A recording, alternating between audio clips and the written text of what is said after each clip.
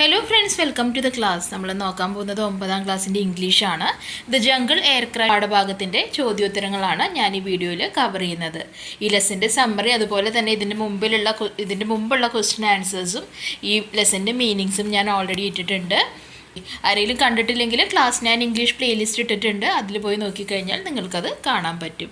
Okay, അപ്പോൾ നമുക്ക് question answers നോക്കാം. ആദ്യത്തെ ചോദ്യം, why did the narrator spend a lot of time in the jungle? എന്തുകൊണ്ടാണ് ഈ എഴുത്തുകാരി കുറേ സമയം ജംഗിളിൽ കാടിനുള്ളിൽ ചെലവഴിക്കുന്നത്? എന്തുകൊണ്ടാണ് നമുക്കറിയാം. The narrator's father was an ecologist and her mother was an ornithologist.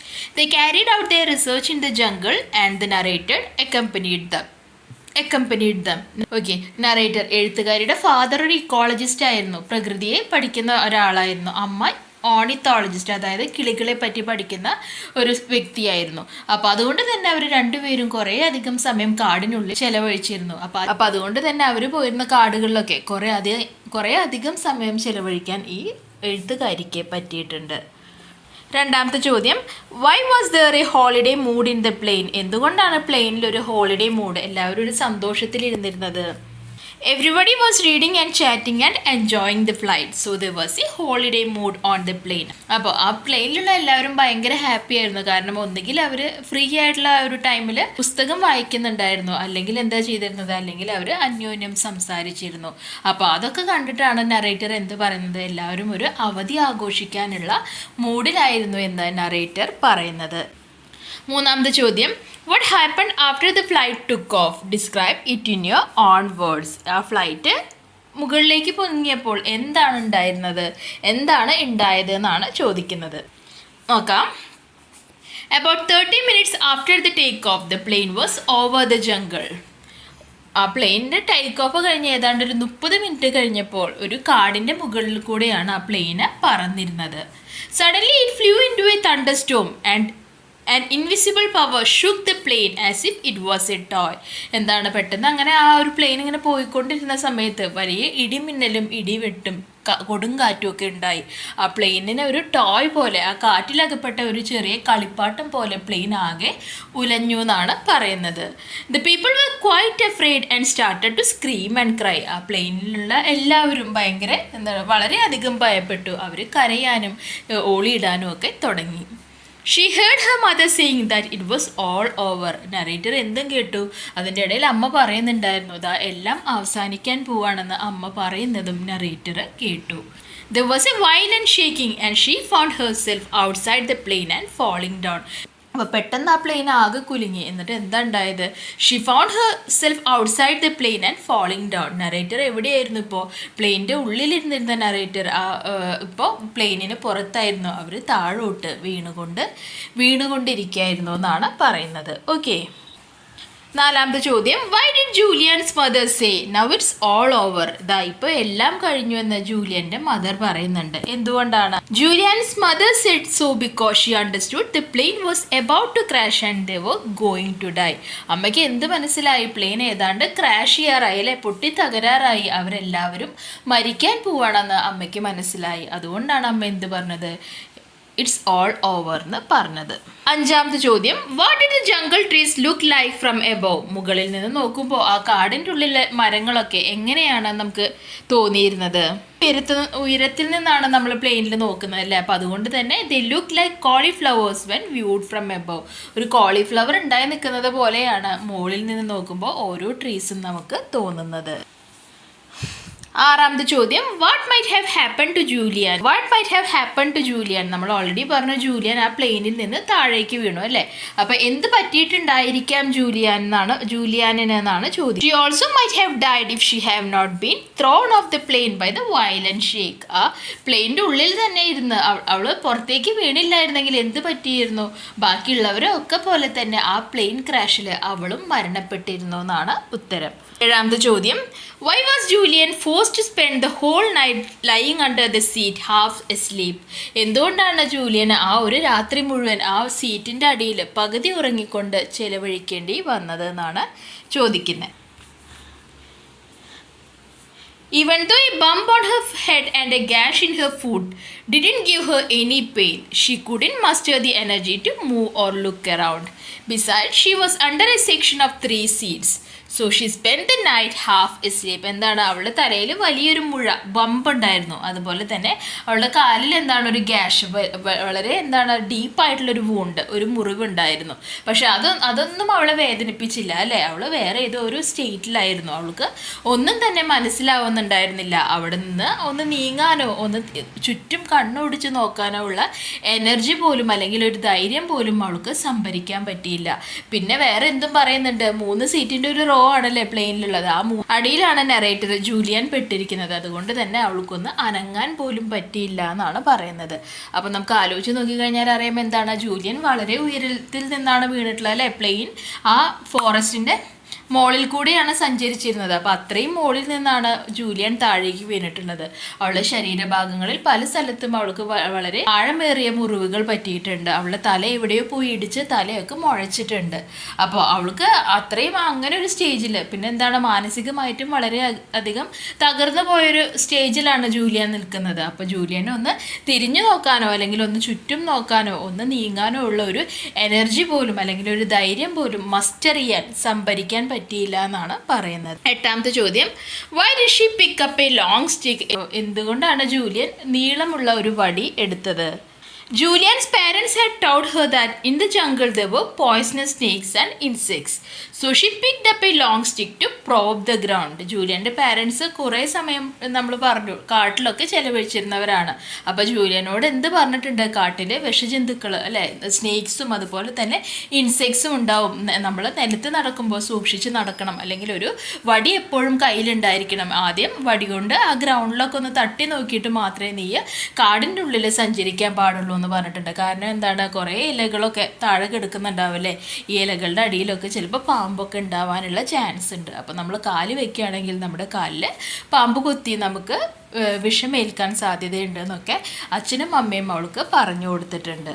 Okay, 9ാമത്തെ ചോദ്യം, according to narrator big animals are less dangerous than small ones in the jungle. Do you agree? Give reasons. Narrator പറയുന്നുണ്ട്, ഈ കാട്ടിലെ വലിയ ജീവികളെക്കാൾ നീ പേടിക്കേണ്ടത് ചെറിയ ജീവികളെയാണെന്ന് അമ്മയും അച്ഛനും പറഞ്ഞു കൊടുത്തിട്ടുണ്ട്. നിങ്ങളതിനോട് എഗ്രി ചെയ്യുന്നുണ്ടോ? ചെറിയ ആനിമൽസ് ആണോ നമുക്ക് ഹാംഫുൾ ആവുന്നത് എന്നാണ് ചോദിക്കുന്നത്. Yes, in the jungle we have to be careful about small animals as it is very difficult to spot dum.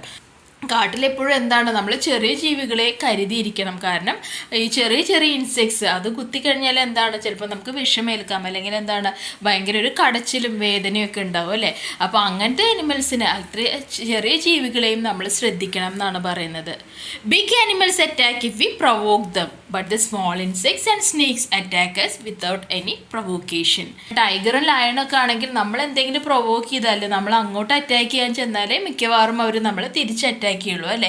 പക്ഷേ ഈ ചെറിയ ചെറിയ ജീവികൾ എന്താണ്, നമ്മൾ അവരെ പ്രൊവോക്ക് ചെയ്തില്ലെങ്കിൽ കൂടി, അതിൻ്റെ അടുത്ത് പോയിട്ട് അതിനൊന്നും ചെയ്തില്ലെങ്കിൽ കൂടി അത് നമ്മളെ അറ്റാക്ക് ചെയ്യാനുള്ള സാധ്യത കൂടുതലാണ് അല്ലേ.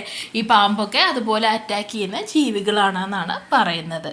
ഓക്കെ, 10ാമത്തെ ചോദ്യം, why did she find every step in the jungle difficult? എന്തുകൊണ്ടാണ് അവർക്ക് ഓരോ സ്റ്റെപ്പും വെക്കുമ്പോഴും ആ കാട്ടിലെ ഓരോ സ്റ്റെപ്പും ബുദ്ധിമുട്ടായിട്ട് തോന്നിയത്? The banks of the river was overgrown with tangled vines. Sometimes huge rotted trunks barred the way. It made every step in the jungle difficult for Julian. Banks of the river, ആ നദിയുടെ കരയൊക്കെ എങ്ങനെയായിരുന്നു, അവിടെ full ചെടികൾ വളർന്ന് വള്ളികളൊക്കെ പടർന്ന് പന്തലിച്ച് നിൽക്കുന്ന ഒരു അവസ്ഥയിലായിരുന്നു. ചില സമയത്ത് എന്താ ഉണ്ടായത്, ചില സമയത്ത് ഹ്യൂജ് റോട്ടഡ് ട്രങ്ക്സ്, അതായത് ഈ ചിലപ്പോൾ എന്താണ്, ഈ വലിയ മരങ്ങളിൽ ചില്ലകളൊക്കെ വീണിട്ട് അത് ചീഞ്ഞിട്ടൊക്കെ വലിയ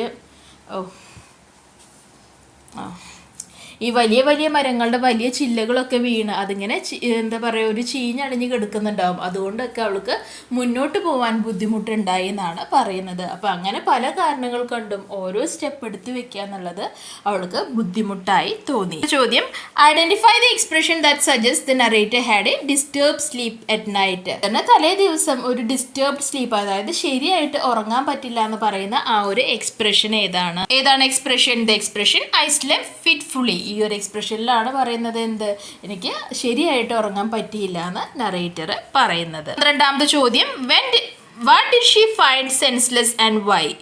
എന്താണ് അവൾക്ക് ബുദ്ധിശൂന്യതയായി തോന്നിയത്, അല്ലെങ്കിൽ ഒരു കാര്യമില്ലാണ്ട് ചെയ്യുന്നത് പോലെ തോന്നിയത് എന്തുകൊണ്ട്? ആൻസർ ഇതാണ്. She found her cries of help senseless because it was not easy to spot her from the plane. Moreover her voice would not reach the rescue team. എന്തുകൊണ്ടാണ് സെൻസ്ലെസ് ആയിട്ട് പറഞ്ഞത്? അത്രയും വലിയൊരു കാടിൻ്റെ ഉള്ളിൽ അവൾ നിൽക്കുന്നത് സ്പോട്ട് ചെയ്യാൻ ആ പ്ലെയിനിലുള്ള ആൾക്കാർക്ക് ബുദ്ധിമുട്ടാണ്. അതുപോലെ തന്നെ അവളുടെ ശബ്ദം ആ പ്ലെയിനിലുള്ള ആൾക്കാരുടെ അടുത്തേക്ക് എത്തുകയും ഇല്ലായിരുന്നു. അപ്പം അതുകൊണ്ടാണ് ഹലോ ഹെൽപ്പ് എന്നൊക്കെ അവൾ ഇവിടെ നിന്ന് വിളിച്ചു പറയുന്നുണ്ടെങ്കിലും ആ ചെയ്യുന്ന പ്രവൃത്തി സെൻസ്ലെസ് ആണെന്ന് അവൾക്ക് തോന്നിയത്. 13ാമത്തെ ചോദ്യം, how does she describe the jungle here? ആ കാടിനെ അവൾ എങ്ങനെയാണ് നമുക്ക് പറഞ്ഞു തരുന്നത്? എങ്ങനെയാണ് അതിന്റെ വിവരണം? She describes jungle as a battle field on which rot and growth march hand in hand. She also uses the world a place of traps to describe the jungle. എന്താണ് ബാറ്റിൽ ഫീൽഡ്? ഒരു യുദ്ധഭൂമിയാണെന്ന് പറയുന്നുണ്ട്. അതുപോലെ തന്നെ എന്താണ് a place of traps, അല്ലേ? Traps എന്ന് പറഞ്ഞാൽ എന്താണ്? പല കെണികളും ഒളിഞ്ഞിരിക്കുന്ന ഒരു സ്ഥലമാണെന്നും ജംഗിളിനെ പറ്റി, കാടിനെ പറ്റി ജൂലിയാൻ പറയുന്നുണ്ട്. 14ാമത്തെ ചോദ്യം, when did she risk swimming in the river? എന്തുകൊണ്ടാണ് അവളത് ഈ പിക്ചറിൽ കാണിച്ചിട്ടുള്ള പോലെ ആ നദിയിൽ ചാടി നീന്താമെന്ന് തീരുമാനിക്കുന്നത്? ആ റിസ്ക് എടുക്കാൻ അവൾ തയ്യാറാണെന്ന് അവൾ വിചാരിക്കുന്നത്.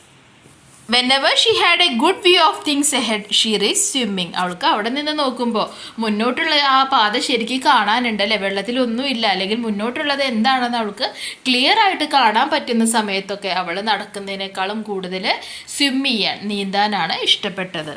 കുറച്ചും കൂടി ബെറ്റർ ആയിട്ട് അവൾക്ക് തോന്നിയത്. നമ്മൾ ഓൾറെഡി പറഞ്ഞു, കാട്ടിലെ ചെടികളും വൈൻസും വള്ളികളും ഒക്കെ കൂടിയിട്ട് അവൾക്ക് ഒരു സ്റ്റെപ്പ് എടുത്തു വെക്കാൻ പോലും ഭയങ്കര ബുദ്ധിമുട്ടായിരുന്നു എന്ന് പറഞ്ഞു. അപ്പോൾ റിവർ അവൾക്ക് കാണാൻ പറ്റുന്നിടത്തോളം ക്ലിയർ ആണെന്ന് അവൾക്ക് മനസ്സിലായപ്പോൾ അവൾ അത്രയും ഭാഗം എങ്ങനെയാണ് നടന്നിട്ടല്ല സ്വിം ചെയ്തിട്ടാണ് പോവാൻ ഇഷ്ടപ്പെട്ടത്. ഓക്കെ,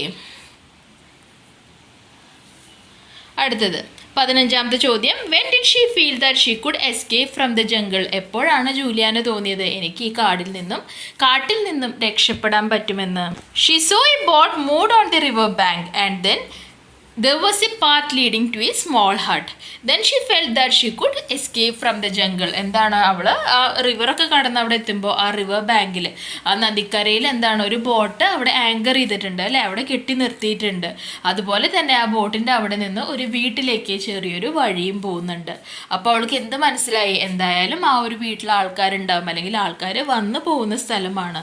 അവൾക്ക് ആ കാടിനുള്ളിൽ നിന്ന് എന്തായാലും രക്ഷപ്പെടാൻ പറ്റുമെന്നുള്ളൊരു ഉറപ്പ് അവൾക്ക് അപ്പോൾ വന്നത്.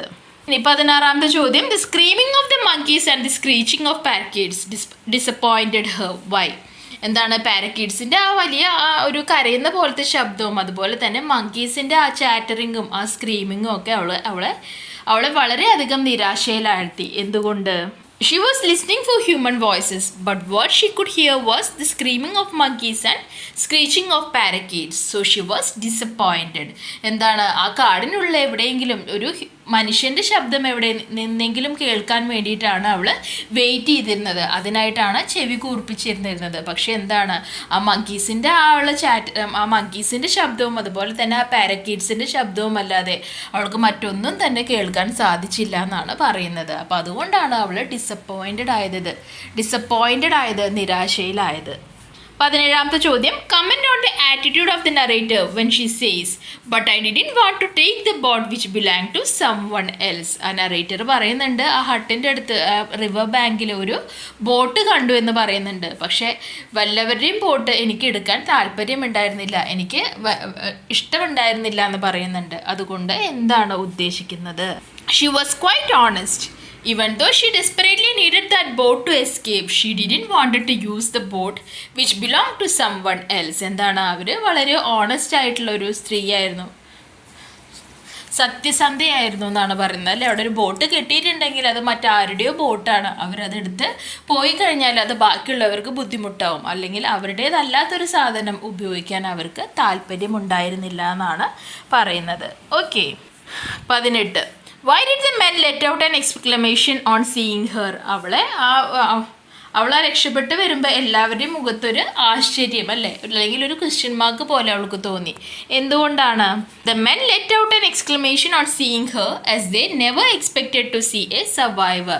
ആ പ്ലെയിൻ ക്രാഷ് കഴിഞ്ഞിട്ട് 5 ദിവസം 6 ദിവസം ആയിരിക്കുന്നു അല്ലേ, എന്നിട്ടും അവർക്ക് വേറെ ഒരാളെയും കിട്ടിയില്ല. അതായത് ക്രാഷിൽ ആ പ്ലെയിനിലുള്ള എല്ലാവരും മരിച്ചു എന്നാണ് എല്ലാവരും വിശ്വസിച്ചിരുന്നത്. പക്ഷെ എന്താണ്, ഇങ്ങനെ ഒരു സർവൈവർ, അതിനെ അതിജീവിച്ച ഒരു വ്യക്തി ഉണ്ടെന്ന് അറിഞ്ഞപ്പോൾ ആൾക്കാർക്കൊക്കെ എന്താണ്, ആശ്ചര്യമായി എന്നാണ് ഉത്തരം. Okay, how did the men help her? എങ്ങനെയാണ് ആ ഹട്ടിൻ്റെ ഉള്ളിലുള്ള ആൾക്കാർ അവളെ ഹെൽപ്പ് ചെയ്തത്? The men wash her with salt water and attended her wounds.